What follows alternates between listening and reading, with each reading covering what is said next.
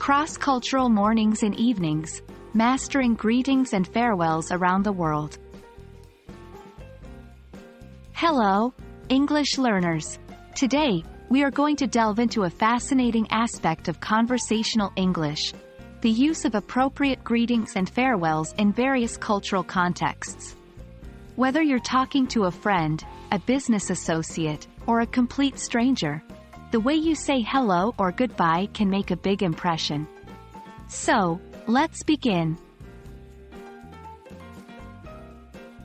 In English-speaking countries like the United States, United Kingdom, Canada, and Australia, greetings and farewells can be pretty straightforward.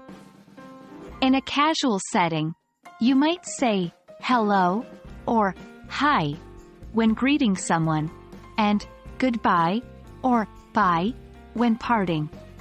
In more formal settings or during specific times of the day, you may use good morning, good afternoon, or good evening to greet, and good night to bid farewell.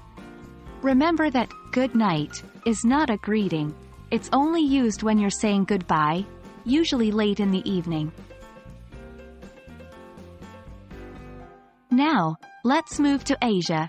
When communicating with individuals who are from or familiar with Asian cultures, you might use English greetings that incorporate respectful elements of those cultures.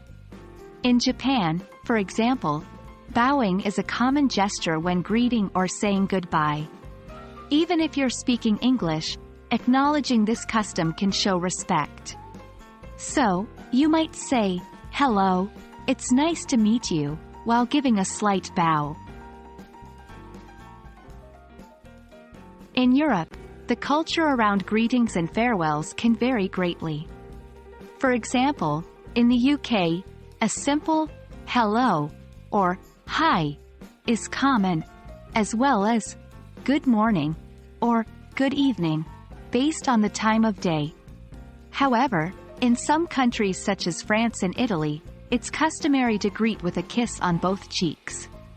While speaking English, acknowledging this by moving slightly as if to mimic the action can show cultural awareness. In Hispanic cultures, greetings and farewells are often warm and friendly. A common greeting could be, "Hello, how are you?"